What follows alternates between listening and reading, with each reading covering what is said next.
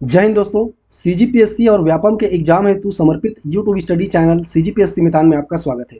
आज हम इस वीडियो में देखने वाले हैं छत्तीसगढ़ इतिहास के मोस्ट रिपीटेड क्वेश्चन के बारे में। जो क्वेश्चन बार बार एग्जाम में रिपीट होते हैं उनके बारे में हम देखेंगे और इस वीडियो को हम डिटेल से समझेंगे ताकि एक क्वेश्चन के साथ साथ आपको उसका पूरा डिटेल पता चल जाए और उससे संबंधित कोई भी एग्जाम में अगर आपसे क्वेश्चन पूछे तो आपसे ना चूके। ठीक है, तो चलिए शुरू करते हैं।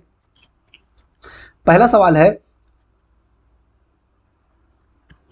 भोरम देव मंदिर किस राजवंश के समय निर्मित किया गया था? ठीक है, ऑप्शन है फड़ी नागवंश, छिंदक नागवंश, कलचुरी वंश या फिर नल वंश। तो इसका सही जवाब हो जाएगा फड़ी नागवंश। ऑप्शन ए इसका सही जवाब हो जाएगा। भोरम देव का जो मंदिर है वो किस राजवंश के समय निर्मित किया गया था? तो फड़ी नागवंश के समय निर्मित किया गया था। ठीक है, भोरम देव मंदिर स्थित कहाँ है? ये स्थित है कबीरधाम जिला में, जिसे पहले कवर्धा भी कहा जाता था। कबीरधाम जिला में स्थित है। ठीक है, अब इसका निर्माण किसने करवाया था इसके बारे में पूरा डिटेल से हम समझेंगे। अगर इससे संबंधित कोई भी क्वेश्चन अगर आपसे छत्तीसगढ़ में पूछता है, छत्तीसगढ़ के एग्जाम में पूछता है, तो आपसे आराम से बन जाएगा। तो चलिए देखते हैं इसका निर्माण किसने करवाया था। सबसे पहले देखते हैं निर्माण। तो निर्माण करवाया था गोपाल देव ने। निर्माण किसने करवाया था? गोपाल देव। ठीक है, गोपाल देव ने निर्माण करवाया था। गोपाल देव क्या था? शासक। तो किस शासक के समय निर्माण हुआ था? गोपाल देव ने। ठीक है, किसके द्वारा निर्माण करवाया गया था? सहायक के रूप में किसके द्वारा निर्माण करवाया गया था? तो यहाँ पे कभी कभी पूछ देता है। ठीक है, तो इसका सही जवाब क्या हो जाएगा? लक्ष्मण देव राय।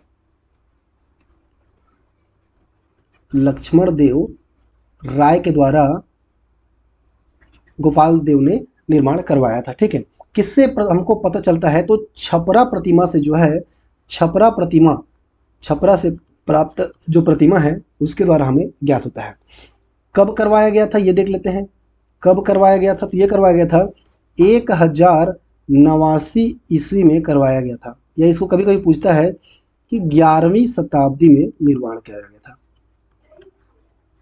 ठीक है, 11वीं शताब्दी में निर्माण करवाया गया था। अब देखते हैं कि छत्तीसगढ़ का ये भोरम देव मंदिर है उसको क्या कहा जाता है? तो भोरम देव को कहा जाता है छत्तीसगढ़ का खजुराहो। ठीक है, इसको क्या कहा जाता है? कहा जाता है छत्तीसगढ़ का खजुराहो। छत्तीसगढ़ का खजुराहो किसे कहा जाता है?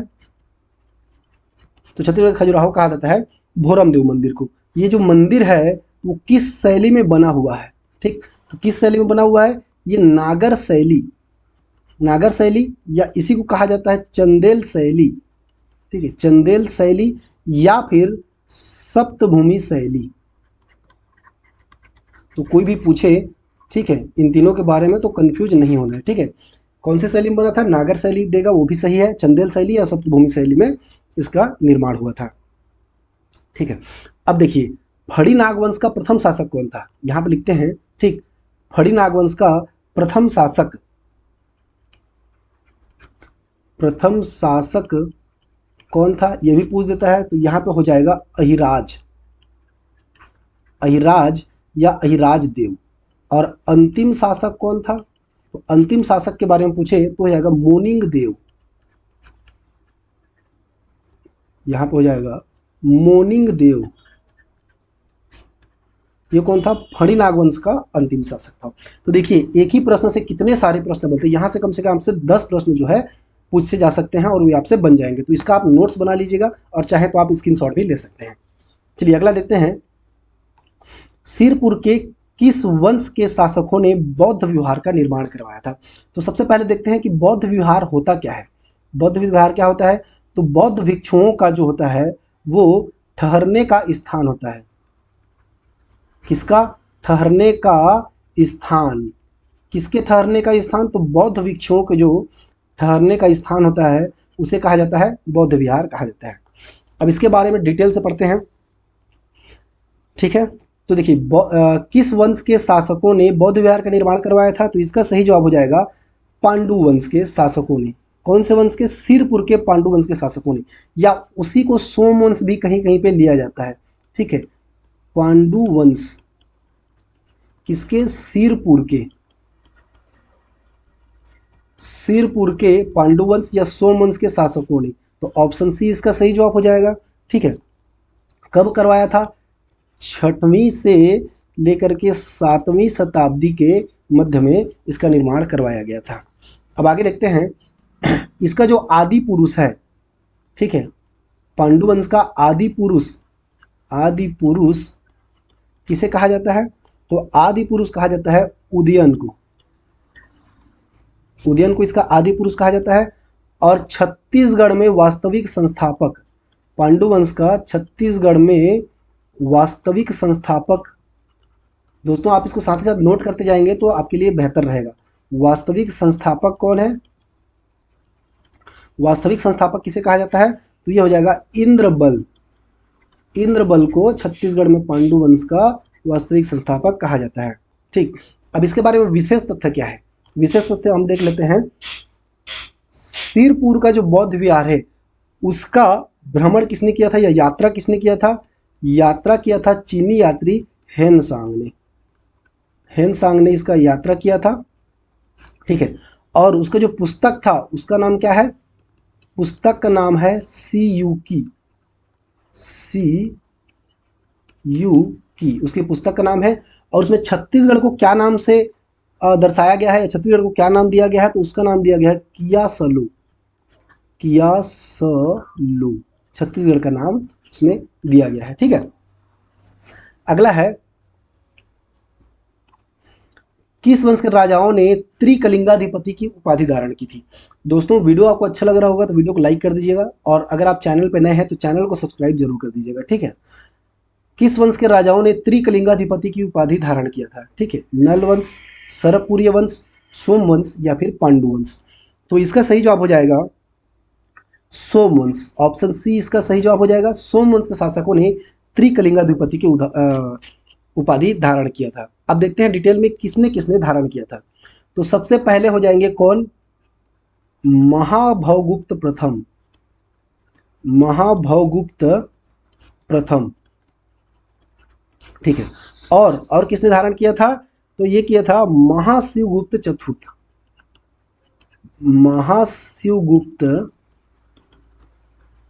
महाशिवगुप्त चतुर्थ,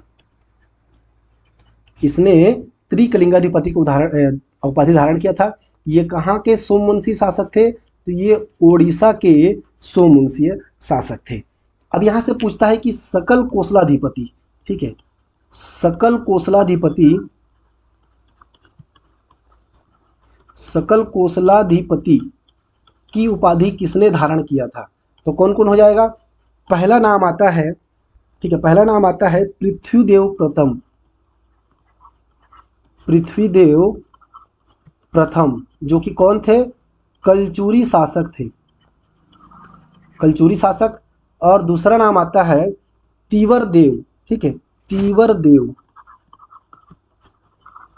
इन्होंने भी सकल कोसलाधिपति की उपाधि धारण की थी, ठीक है। ये कौन से शासक थे? तो ये पांडु वंशीय शासक थे। किससे शासक थे? तो पांडु वंशीय शासक थे। अगला प्रश्न है, छत्तीसगढ़ में सर्वाधिक समय तक किस राजवंश ने शासन किया था? तो सर्वाधिक समय तक शासन किया था कलचुरी वंश ने। कब से कब तक किया था?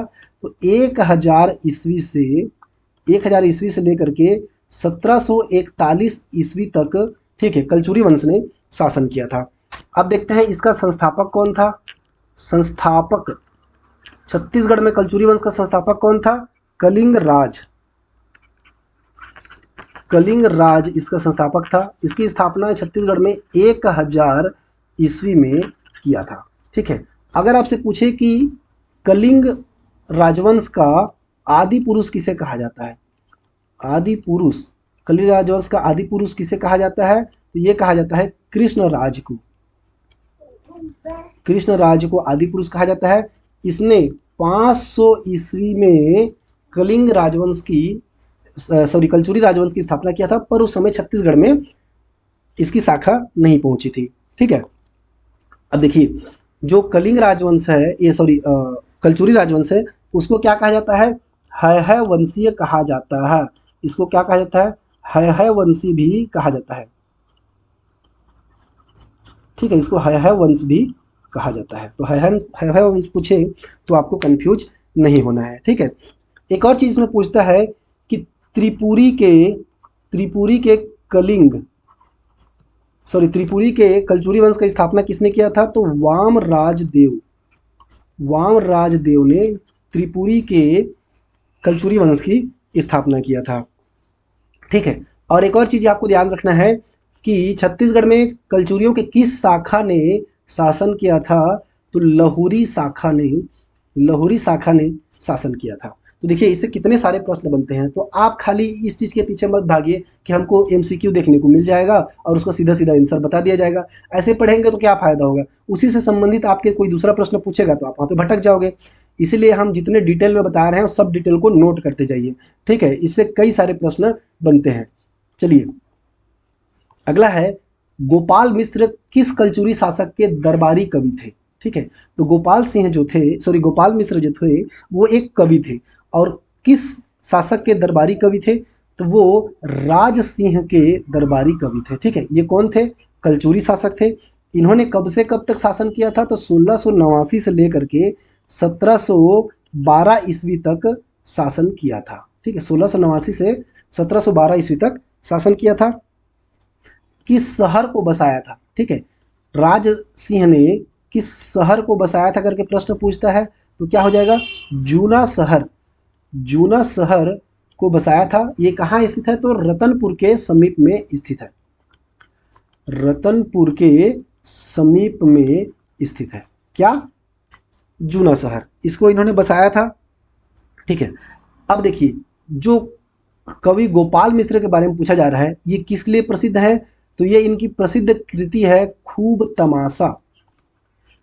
तमाशा के लिए प्रसिद्ध है, जिसका प्रकाशन इन्होंने कब करवाया था, कब लिखा था? इन्होंने लिखा था 1689 ईस्वी में। तो देखिए इससे भी कई सारे प्रश्न बन जाते हैं। अगला है, छत्तीसगढ़ में गांधी जी की हरिजन यात्रा किस सन में प्रारंभ हुई थी? तो आपको याद होगा। ठीक है, छत्तीसगढ़ में गांधी जी कितने बार आए थे? 2 बार आए थे। 2 बार आए थे। ठीक, दूसरी बार कब आए थे? ठीक है, दूसरी बार आए थे, यहाँ पे लिख देते हैं हम, दूसरी बार आए थे कब? 1933 में। ठीक है, नवंबर 1933 में आए थे। ठीक है, तो हरिजन यात्रा भी उसी समय हुई थी। तो इसका सही जवाब हो जाएगा ऑप्शन ए, नवंबर 1933। ठीक है, ये गांधी जी की द्वितीय छत्तीसगढ़ यात्रा थी। कब से कब तक थे? तो 22 से लेकर के 28 नवंबर तक। ठीक है, 22 से लेकर 28 नवंबर तक थे। कुल कितने दिन? कुल 5 दिन छत्तीसगढ़ में वो थे। अगला देखते हैं, किस कलचुरी शासक ने बादल महल का निर्माण करवाया था? ठीक है, तो बादल महल का निर्माण किसने करवाया था? ये करवाया था राज सिंह देव ने। ऑप्शन डी इसका सही जवाब हो जाएगा। ठीक है, राज सिंह देव ने। ठीक है, अब इनकी पत्नी का नाम क्या था? थोड़ा डिटेल में देख लेते हैं। ठीक है, यहाँ पे इनकी पत्नी जो थी, सॉरी यहाँ पे हो जाएगा इनकी पत्नी का नाम क्या था? कलरी देवी। इनकी पत्नी का नाम था कलरी देवी। ठीक है, इन्हीं के कहने पर इन्होंने एक शहर बसाया था। ठीक है, कौन से शहर को बसाया था? तो इस शहर का नाम था राजपुर। राज सिंह देव ने राजपुर नाम का एक शहर बसाया था। किसके कहने पर? कलरी देवी के कहने पर। और यहीं पर इन्होंने क्या बनवाया था? यहीं पर इन्होंने बनवाया था बादल महल। यहाँ पे लिख देते हैं, बादल महल का निर्माण करवाया था। या इसी को क्या कहा जाता है? इसी को कहा जाता है सातखंडा महल। ठीक है, बादल महल या सातखंडा महल उसी का नाम है। तो उन्होंने बादल महल या सातखंडा महल का निर्माण करवाया था। किसने? राज सिंह देव ने। किसके कहने पर? अपनी पत्नी कलरी देवी के कहने पर पहले राजपुर नामक शहर बसाया और वहीं पे बादल महल का निर्माण करवाया। अगला है मड़वा महल। ठीक है, मड़वा महल किस वंश की स्थापत्य कला का नमूना है? तो मड़वा महल जो है, मड़वा महल बेसिकली है क्या? ये एक शिव मंदिर है। ठीक है, शिव मंदिर, यहाँ पे एक शिव मंदिर स्थित है। तो इसका निर्माण किसने करवाया था? ठीक है, तो ये फड़ी नागवंश के शासकों ने करवाया था। ठीक है, ऑप्शन डी इसका सही जवाब हो जाएगा। फड़ी नागवंशीय शासक ने करवाया था। किसके? कवर्धा के फड़ी नागवंशीय शासकों ने इसका निर्माण करवाया था। अब आपसे पूछे कि निर्माण किसने करवाया था, ठीक है, निर्माण किसने करवाया था, किस शासक ने करवाया था, ठीक है, तो यहाँ पे शासक का नाम हो जाएगा, ठीक है दोस्तों, यहाँ पे शासक का नाम हो जाएगा रामचंद्र देव। शासक किसने, किस शासक ने करवाया था, ठीक है, तो रामचंद्र देव ने मड़वा महल का निर्माण करवाया था। अगला है वीर नारायण सिंह को, ठीक है, रायपुर के जय स्तंभ चौक में फांसी दी गई थी, ठीक है, कब दी गई थी वही आपको बताना है, ठीक, तो उनको फांसी दी गई थी 10 दिसंबर 1857 को। तो ऑप्शन बी इसका सही जवाब हो जाएगा। शहीद वीर नारायण सिंह कौन थे, ठीक है, ये कौन थे, ये सोना खान के जमींदार थे, सोना खान के जमींदार, ठीक है, और ये छत्तीसगढ़ के प्रथम शहीद भी थे, ठीक है, छत्तीसगढ़ के प्रथम शहीद सॉरी, यहाँ पे पूछता है छत्तीसगढ़ के प्रथम शहीद कौन थे, तो वीर नारायण सिंह जी थे। उनको फांसी 10 दिसंबर 1857 को रायपुर के जय स्तंभ चौक में फांसी दे दी गई थी अंग्रेजों द्वारा, और ये सोना खान के जमींदार थे। अगला सवाल है छत्तीसगढ़ में कलचुरी वंश के बाद किसने सत्ता संभाली थी, तो छत्तीसगढ़ में कलचुरी वंश के बाद मराठों ने सत्ता संभाली थी। तो चलिए अब डिटेल में देखते हैं थोड़ा सा, ठीक है। कलचुरी वंश ने कब से कब तक शासन किया था छत्तीसगढ़ में, तो 1000 ईस्वी से 1741 ईस्वी तक शासन किया था, ठीक है, कलचुरी वंश ने। अब उसके बाद 1741 से मराठा वंश चालू हो जाता है, ठीक है। अब यहाँ पे क्या पूछता है, ठीक है, 1741 के में, ठीक है, 1741 से पहले कलचुरी वंश जो है मराठा के अधीन चला जाता है। तो आपसे पूछता है कि मराठाधीन, मराठों के अधीन या मराठाधीन प्रथम कलचुरी शासक कौन थे, ठीक है, मराठाधीन प्रथम कलचुरी कौन थे, ये थे रघुनाथ सिंह, सॉरी यहाँ पे लिख देते हैं, मराठाधीन प्रथम कलचुरी शासक कौन थे, ये थे रघुनाथ सिंह,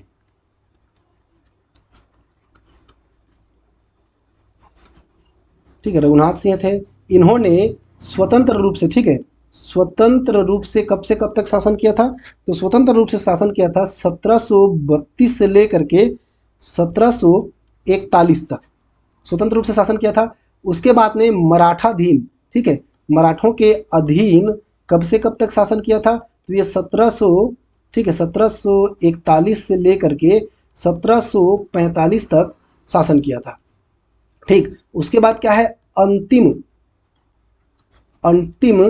मराठाधीन शासक कौन थे, ये हो जाएंगे मोहन सिंह।